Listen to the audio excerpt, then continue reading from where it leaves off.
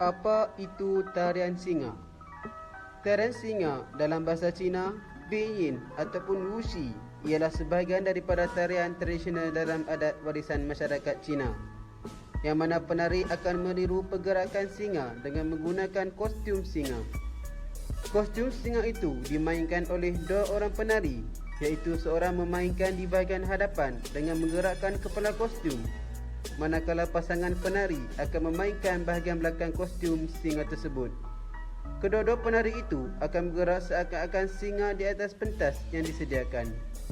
Tarian singa ini akan diiringi oleh gong, drum dan dentuman mercun yang dikatakan akan membawa tuah. Seterusnya, sejarah tarian singa. Sejarah tarian singa dianggap sebagai pelindung dalam kebanyakan adat orang Asia, terutamanya bagi mereka yang berketurunan orang Cina. Tarian singa menjadi adat di negara China, Taiwan, Jepun, Korea, Thailand, Indonesia, Malaysia, Singapura dan Vietnam. Setiap negara tersebut mempunyai corak dan bentuk tarian yang berlainan. Namun, tarian ini lebih terkenal sebagai warisan orang Cina kerana dikatakan sejarahnya bermula lebih 1000 tahun lalu. Dua tarian singa yang amat popular ialah tarian singa utara dan tarian singa selatan. Tarian singa utara berasal dari bahagian utara Cina yang menggunakan tarian sebagai hiburan diraja.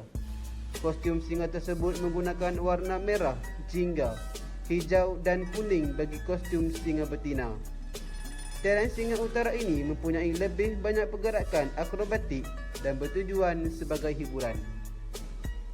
Manakala tarian singa selatan menjadi lambang yang mempunyai ciri-ciri yang berkaitan dengan alam sekitar. Tarian ini selalu dipersembahkan sebagai istiadat ataupun upacara untuk membuang semangat jahat dan dipersembahkan sebagai upacara meminta tuah. Tarian singa selatan menggunakan pelbagai warna. Kepala kostum mempunyai mata yang lebih besar daripada singa utara dan mempunyai cermin serta sebatang tanduk di hadapan kepalanya. Mata singa itu pula berwarna hitam bersama-sama warna putih atau merah bersama-sama warna putih. Hal ini bertujuan untuk menunjukkan sifat singa yang pemalu.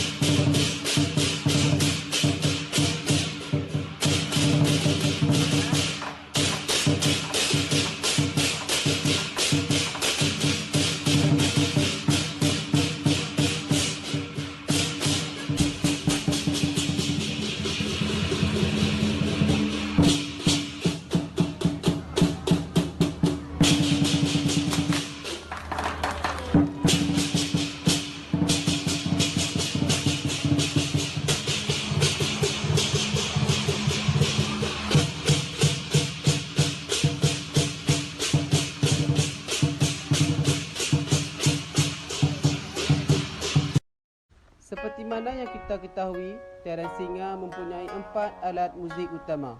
Yang pertama, membranofon. Membranofon atau gendang besar atau dalam bahasa Cina dipanggil gu atau shigu, berbentuk tung dengan satu muka berkulit pada bahagian atas. Badannya diperbuat daripada kayu dan berukuran lebih kurang 75 cm tinggi dengan garis 2.1 meter, manakala kulitnya dibergaris pusat lebih kurang 60 cm. Muka kulit dipakukan kepada badan kayu dengan paku besi dalam bentuk corak segitiga pada bahagian tepi belah atas gendang. Bahagian bawah dibiarkan terbuka. Di dalam drum ini terdapat dawai besi yang memberi warna tone yang istimewa kepada alat ini. 3 jenis bunyi dihasilkan oleh alat gendang ini. Yang pertama, bunyi gendang dan rendah semasa drum dipukul di tengah-tengah kulit. Yang kedua, bunyi tajam. Drum dipukul di bahagian tepi di mana kulit dipaku kepada badan kayu. Dan yang ketiga, bunyi meredam apabila drum dipukul di bahagian tengah sambil menekan muka kulit drum dengan sebelah tangan yang lain. Yang kedua adalah gong ataupun ju. Gong gangsa yang berbingkai nipis. Permukaannya yang rata dan lepir dipukul dengan pemukul kayu. Alat ini akan digantung dan pemain akan letak sebelah tangan di sebelah belakang gong untuk mengawal bunyi yang dihasilkan oleh alat ini semasa dimainkan. Yang ketiga adalah simbal Cina ataupun dikenali sebagai bo. Simbal yang diperbuat daripada gangsa, alat ini dipegang dan dipukul bersama oleh pemain. Dua jenis bunyi dihasilkan, satu yang berdering dan satu lagi yang berendam. Yang keempat adalah ideophone. Alat ideophone simbal Cina atau dalam bahasa Cina ialah bo dan gong atau dalam bahasa Cina dipanggil lau. Digunakan dalam persembahan tarian singa. Kadang-kala dua gong iaitu gong besar atau dalam bahasa Cina dipanggil dalau dan gong kecil atau dalam bahasa Cina dipanggil xiao lau atau dua pasang simbal akan dimainkan. Gong dipalu dengan pemukul kayu.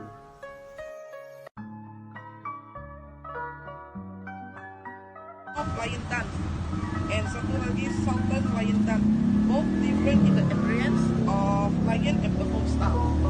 Kira dia punya style lain lah sama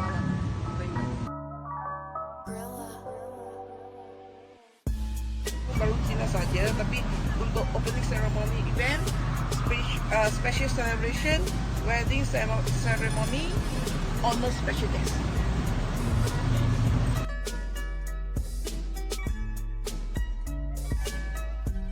Rumah pun ada, event pun ada, atau kira ada orang yang honor orang yang tertentu kan, dah mati pun boleh.